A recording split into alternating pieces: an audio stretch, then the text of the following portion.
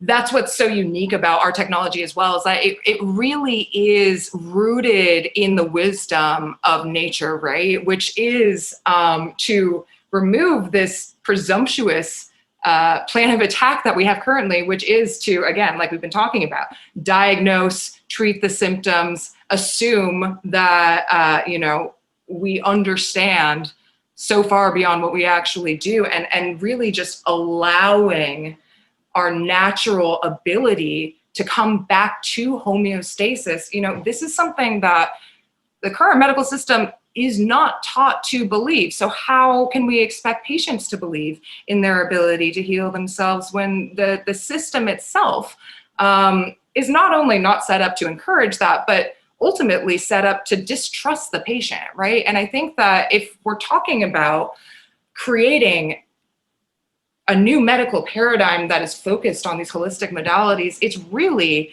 about reinstilling our trust in ourselves, our trust in the system, and fostering a relationship that just doesn't exist currently. But this analogy that you use about updating our system, first of all, it's applicable to every human, right? It's not just those who are seeking help because they're, quote, ill. It's the practitioners as well. And that is, the other side of my focus, is not only bringing this to the patients who are suffering in the present moment with a focus on advocacy, safety, but, bringing this to the practitioners as well, because I am not only a firsthand experience of the repercussions of what can happen in true malpractice situations, but the efficacy of my treatment, the decisions that these doctors are making that, again, truly dictate the course of people's lives. I have shared with you the ramifications of one doctor's diagnosis and definition of me. If these practitioners are not utilizing the same self-care, because again, we are all just humans healing humans. We all have the same hardware that we're running, and we all need to update it. And the only way that we can truly update it is to effectively reach these meditative states in whatever vehicle that is. But this is the way, like you said, to not only clear away the junk, but to reprogram intentionally with updated information. And if we don't create the expectation for practitioners to be implementing this form of self-care, it's not gonna happen, because they're already overrun, they're already under-resourced, we're already experiencing the ramifications.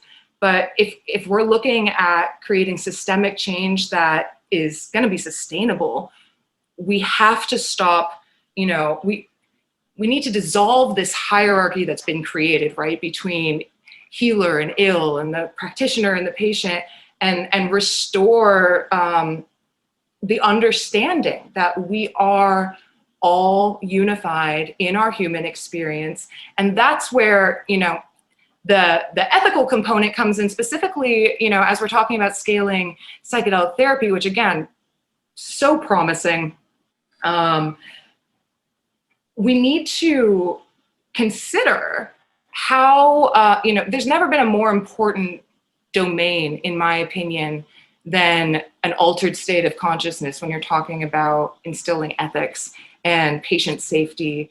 And I think that the only way as a human being to really understand the responsibility, specifically as a practitioner, that you have in inducing these incredibly vulnerable altered states, is to have some sort of firsthand experience. I don't think that, I think it's just as presumptuous to assume that you can get the gist without having some sort of reference yourself, just as it is to assume that you can properly define an individual and diagnose them. And so this is where, I'm working with the current infrastructure that has created, such an incredible pathway for psychedelic science to continue and research to be a validated modality, here to stay.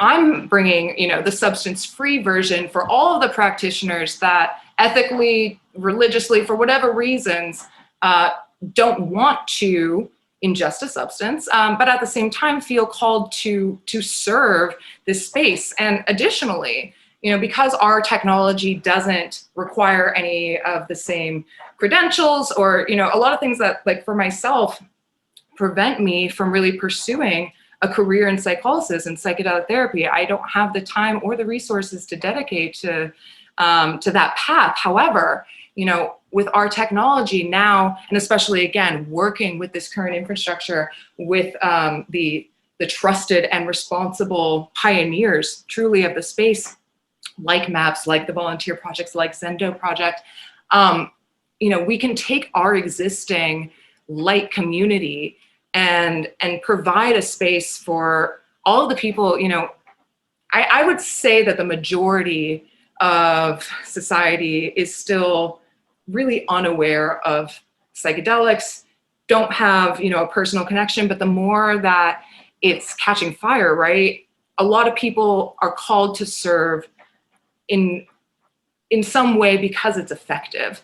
And now we're providing an opportunity to really, widen the biodiversity, not only of patients, but of practitioners as well. And if we're talking about building that trust, it requires seeing people like you as a practitioner if you're going to willingly bring yourself into this vulnerable and altered state of consciousness. I think it's fundamental. And, again, imperative if we're talking about really creating a new paradigm, breaking away from what was rooted in this DSM that, again, was created around a table of older white gentlemen.